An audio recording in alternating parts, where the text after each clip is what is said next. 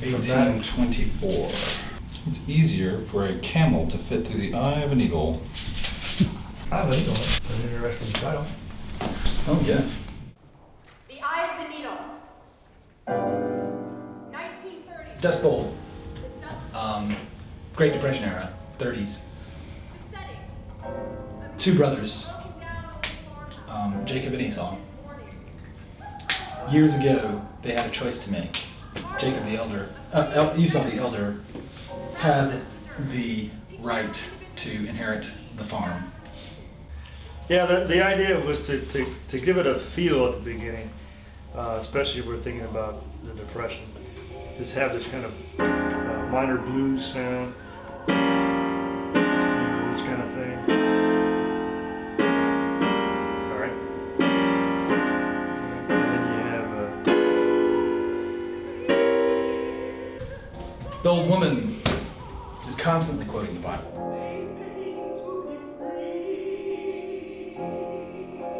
the last part.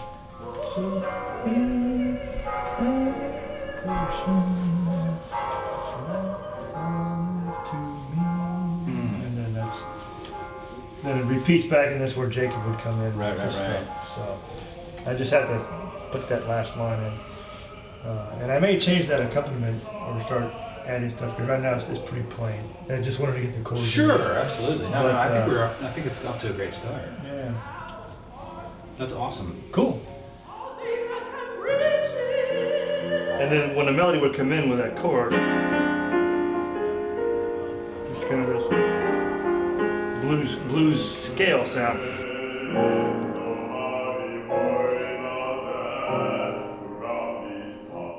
What Kurt's come up with in his first scene is great. He's pieced together some Bible verses with some other dialogue for Jacob that's really indicative of his character. I mean, we've got two well-established characters already in this first scene just by the dialogue. So hopefully the music will support that. Once you get it in your ear, you hear that right, kind of sound. If this works well, then this would be the first and the last piece. The first part, because it's for the mom, and then at the end, when the daughter has been killed and they have this duet, the same song would come back, but this time there'd be two parts to it. The mom and the daughter. So it would layer up and kind of bookend the opera. Jacob, his younger brother, traded him the love of his fiancée Abigail for the property, and Esau and Abigail left. Jacob stayed on the land. Of course, the Dust Bowl happens, and the land becomes practically worthless. So Jacob feels that Esau has tricked him. But today is the day that Esau is returning back to try and reconcile with his brother. Totally different, really well dressed, really clean, enters, says Jacob to his brother, sings Jacob to his brother, right? So, they're separated, totally opposite sides of the stage. Jacob has just taken a big swig. His brother comes in and says, Jacob. He turns around, Esau. Esau smiles big. Jacob, tell me it's really you. He moves eagerly towards his brother, but Jacob doesn't move, so Esau's smile fades and he stops, right?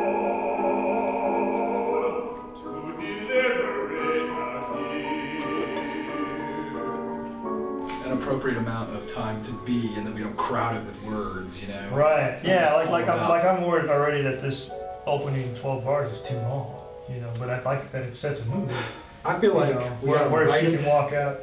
No, totally. And I think the same thing here is like it's built in with a moment of like musical beat Yeah. Right. for a change of sort of the motif, so that Yeah. that And was you know, like it's just thinking about for the singers. I mean, it really helps them get into the mood yeah. if you can establish it first. If it goes right into a new text and a new sound, it's like, where are we? You know. So I like taking that. Now, the big challenge is going to be, can you combine the Copeland and the blues sound for that building up to the shooting climax? Right. That's going to be. That's going to be. Well, and what's I think the challenge really is the fact that there's only a piano. a fun moment, I think, when Jacob offers his brother the flask to drink, and he Yeah, holds I like out that. his hand to shake Jacob's, right? But Jacob has remained still and inscrutable to this whole thing. Holds out his hand. Jacob holds the flask out to Esau.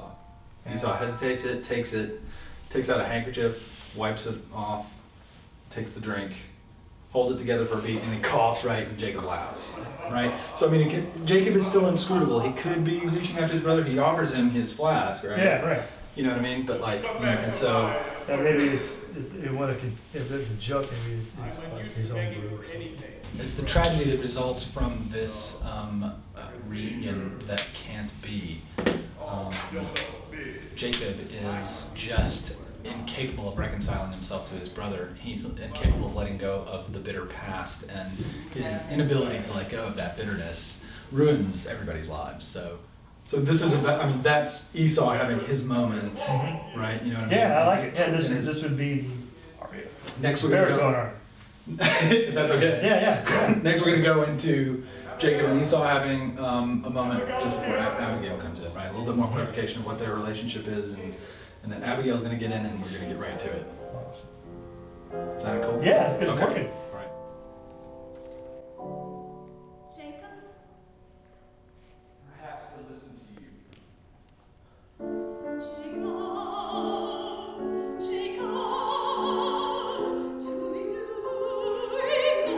Esau and Abigail, their sound is going to be more, hopefully, a Copeland sound.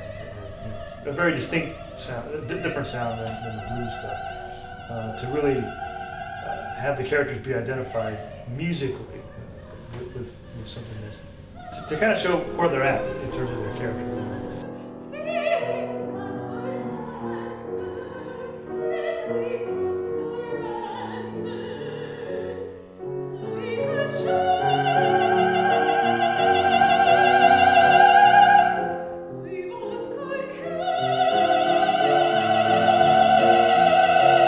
I will totally rework it if it's too slavish to the rhyme scheme. No, in fact, I think what's nice about that is it gives it.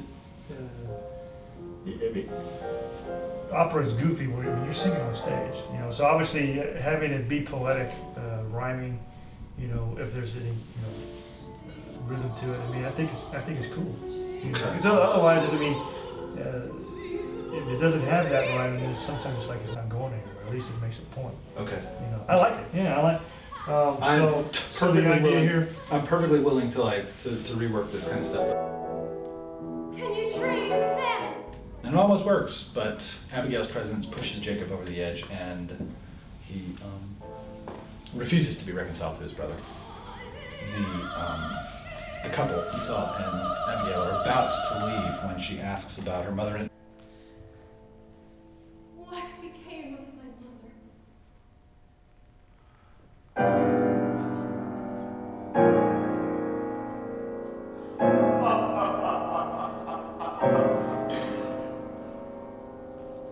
So that's it.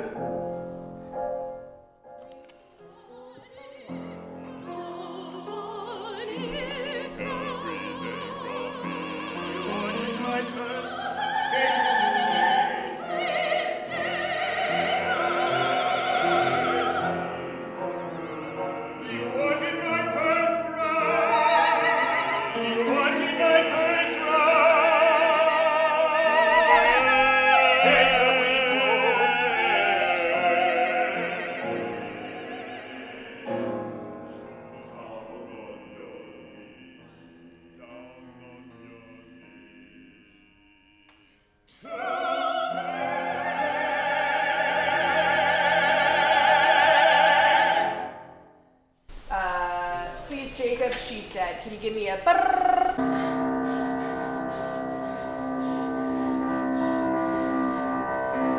She's dead. Oh God. And it's news to you too. And this is a mean She's man. not the only one. Times are hard. Give me more on she's not the only one. She's not the only one. You too. One more time. She's not the only one. You good for nothing. Uh-huh. Go ahead. She's not the only one. Times are hard for most of us. I know that you tricked me, Esau. You got what my love for land that swallowed me alive. Alive. And now the only thing I want is to hurt both of you. Yes, great, great.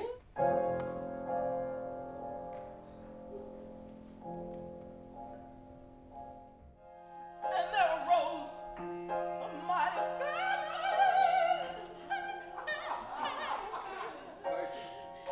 Is it okay? I love it too. I love great. Crazy old woman on Jacob's property is, in fact, Abigail's mother. And just before a reunion can be effected, tragedy strikes when Jacob goes over the edge, and we close on Abigail dying in her long-lost mother's arms. And no man gave unto him. I swore I'll kill you. Jacob. Mama! And no man gave unto him. Mama, don't you know me? Jacob. Gave unto him. No, Jacob. Jacob. Old woman. Jacob. Mama! Yeah. I forgot about that little Yeah, you have to at the end. keep going. It's a quick one. So it's Mama. Can don't you know key me me? up Where's the old woman? when she comes to you? Sure.